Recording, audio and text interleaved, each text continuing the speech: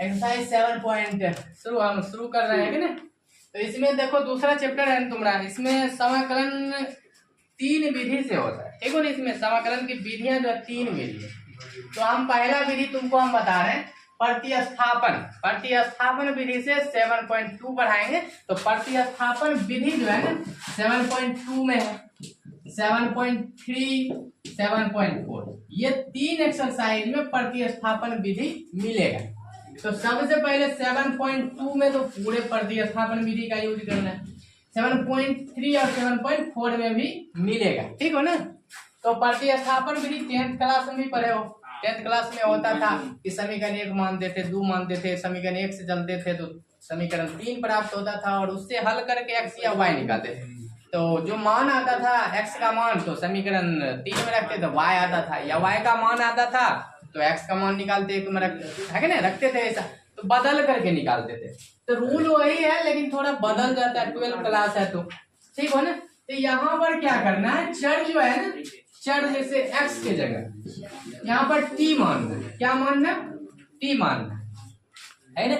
x की जगह पर क्या मान करके t मान करके बनाएंगे, वही बदलना हो गया, ठीक हो ना। फिर लास्ट में t का मान रिटर्न कर देंगे, ठीक हो ना। यही हो गया सब्स्टिट्यूशन मेथड, प्रतिस्थापन विधि, ठीक हो ना। तो यहाँ पर देखना है, जैसे यहाँ पर हम एक्सरसाइज ही शुरू कर देते हैं, एग्जाम्पल इसमें क्या देंगे, एक्सरसाइज ही शुरू कर देते हैं। तो बोला 7.2 एक्सरसाइज में यहाँ से क्वेश्चन जो है ना 1 से 37 तक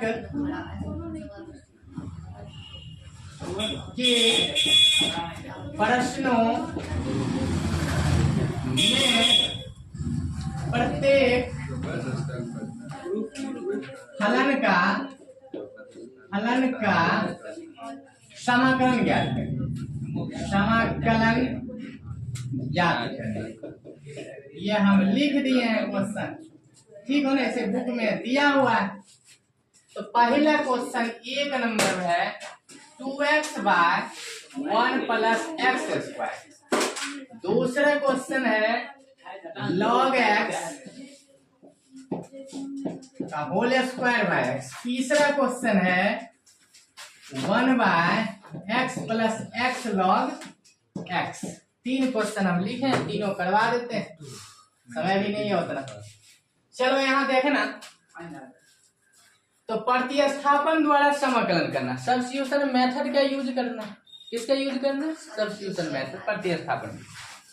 अब यहाँ पर देखना है पहला क्वेश्चन जो दिया है, तो सबसे पहले हम सिखाए हैं, 1 नंबर लिख लो। सबसे पहले सिखा है कि i बराबर करके लिखना है ना, i बराबर करके लिखना, और यहाँ से इंटीग्रेशन का सिंबल भी दे देना है 2x बटे 1 प्लस x², यही तो क्वेश्चन है।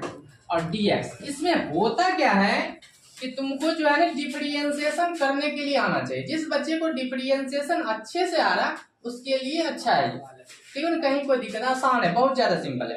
तो डिफरेंशिएशन इसमें अंश या हर, कहीं देखना अंश में भी हर में, कहीं कुछ ऐसा मानेंगे, या तो अंश में या तो हर में, कुछ ऐसा मानना है कि एक मान है ना दूसरा उसका डिफरेंशिएशन होगा, ठीक हो ना। ऐसा देखेंगे किसको हम माने, या तो अंश में मानो या तो हर में मानो। ऐसा माने तो दूसरा उसका डिफरेंशिएशन करेंगे तो दूसरा उसका क्या होना चाहिए, डिफरेंशिएशन होना चाहिए, ठीक हो ना। तो यहाँ पर देखो कि हम नीचे देखो, अगर इस पूरे को मान लेते हैं, यहाँ पर देखो इसको मानेंगे और इसका डिफरेंशिएशन हम करेंगे तो x² का डिफरेंशिएशन क्या हो जाएगा, 2x हो जाएगा। तो हम क्या बोले कि ऐसा मानना, या तो ऊपर या तो नीचे, कहीं भी, ठीक हो ना। तो यहाँ पर इसको मानेंगे, ऊपर मानेंगे तो आएगा नहीं, है ना। ऐसा मानना है कि दूसरा उसका क्या हो, डिफरेंशिएशन होना चाहिए। तो यहाँ पर देखो हम नीचे वाले को मान रहे तो ऊपर वाला आ रहा है, तो यहाँ पर क्या करेंगे, लेट कर लेंगे, मान लेंगे। यहाँ पर मान लेना है, यहाँ से 1 प्लस x² क्या मान लिया हम, t मान लिया। हम बोले थे कि t मानना है, तो यहाँ पर क्या मान लिया हम, t मान लिया। अब इसका क्या करना है, डिफरेंशिएशन करना है। तो हम डिफरेंशिएशन में सिखाए थे तुमको कि दोनों और x के सापेक्ष अवकलन करने पर, ये बात अब नहीं लिखना, वो हम बहुत बार लिख चुके हैं, तो इसमें नहीं लिखना, ठीक हो ना। तो डायरेक्ट डिफरेंशिएशन कर देते हैं। 1 तो कांस्टेंट है, कांस्टेंट का डिफरेंशिएशन क्या होगा, 0 हो जाएगा। अब x² का डिफरेंशिएशन तुमको रटवा दिए, 2x होता है। और टी का डिफरेंशियल dt बाई dx हो जाएगा, होगा ना। अब क्या करना, बाय क्रॉस कर लेना, इसको बाय क्रॉस कर लेना, 2x यहाँ से dx इक्वल क्या उस साइड क्या बचेगा, dt बचेगा। अब यहाँ देखो इसके जगह पर क्या लिखोगे, dt।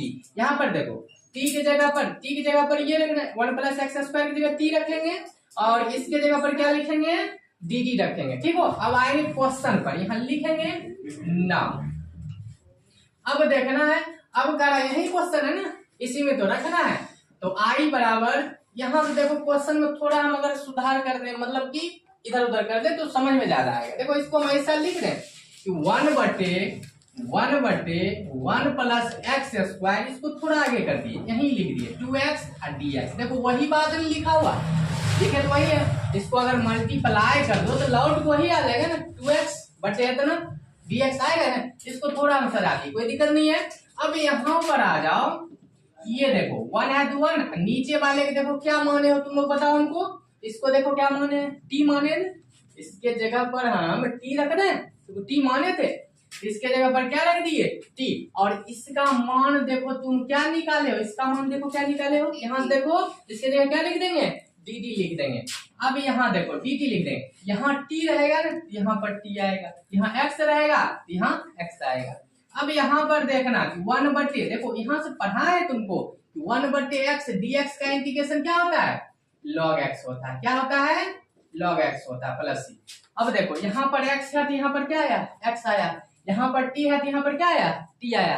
1/x से मान ले इसको, 1/x का क्या होता है, log mod of x plus c। t का c का x का काम क्या कर रहा है, t कर रहा है। तो यहाँ पर देखना कि लॉग, अब करना क्या है कि लास्ट में देखो आंसर यहाँ का आया है तुमको t में और क्वेश्चन किस में है, x में। तो क्वेश्चन जिसमें रहेगा आंसर भी उसी में लाना है। तो t का मान क्या करेंगे, लास्ट में रिटर्न कर देंगे। t किसको माने थे, इसको माने थे, तो t की जगह हम रख देंगे 1 plus x square plus c। ये आंसर हो गया, तो इसको तुम नोट कर लो, तो ये 1 नंबर बना, इसको नोट करो।